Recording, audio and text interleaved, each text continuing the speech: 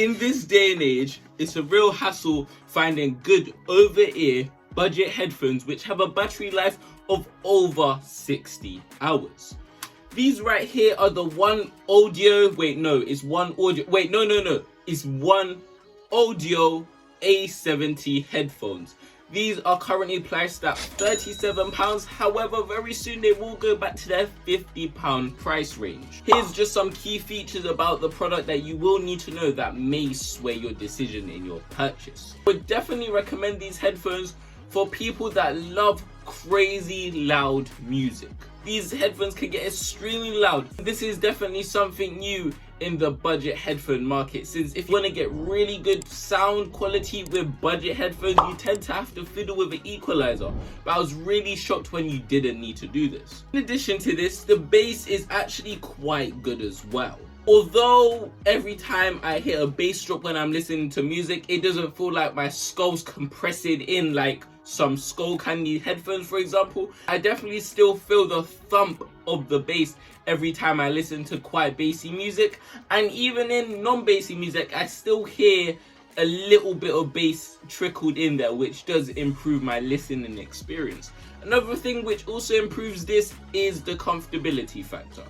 This is because, unlike typical budget headphones, the maneuverability is absolutely crazy. It can bend, twist, pull, stretch, it can do all of that, so it's able to fit you guys' weird head shapes. Audio is only one aspect of these headphones. If you have great comfortability, it also kind of improves that audio quality as well, because you're nice and relaxed. And although I would say the quality of the materials is not 10/10 and it's very far from high range products out there, it is bearable, and I'm able to use these headphones for about 3 hours without having to start shuffling around or start itching my ear or something like that, because the fabric's starting to bother me.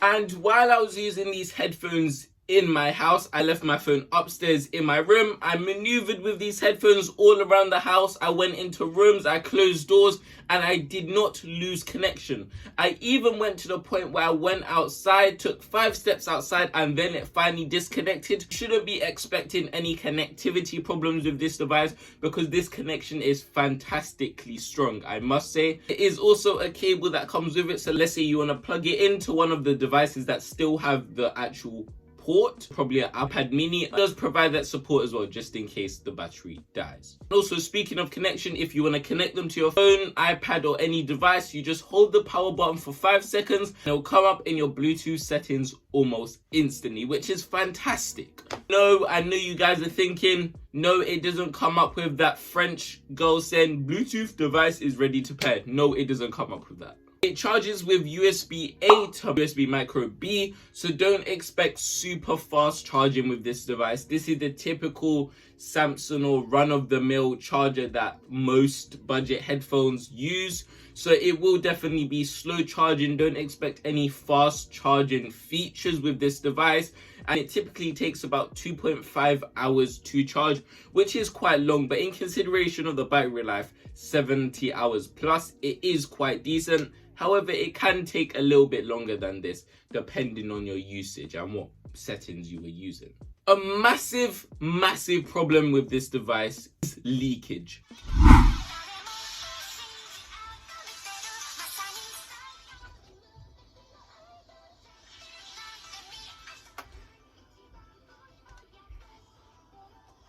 As you can hear, the leakage is just a bit disrespectful, I must say, and it is quite a bit embarrassing as well.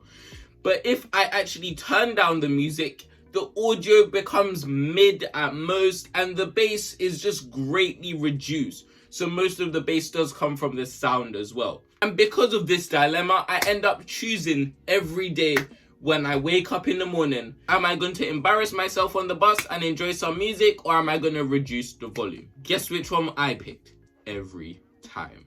Yeah. I would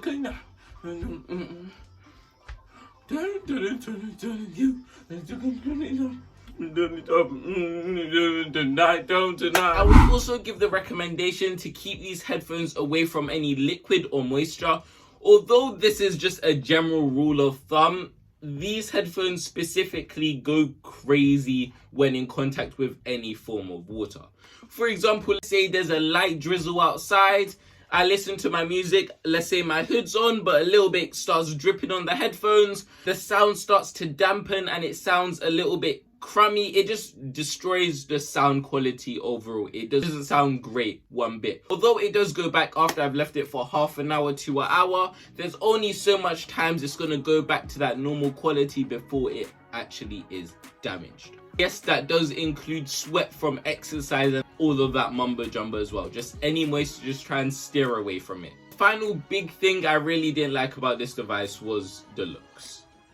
Like, I know most bassy, extra loud headphones have a big look. They're bulky boys, I know.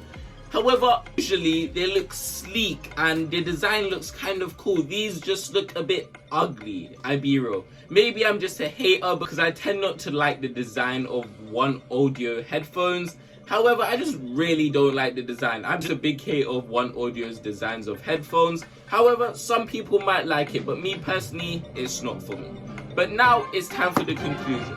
In conclusion, I would recommend this product for people who like listening to high quality, loud music on a budget. However, I would just be wary of annoying people on public transport, since not everyone wants to hear your anime music at 9 AM on the Northern Line.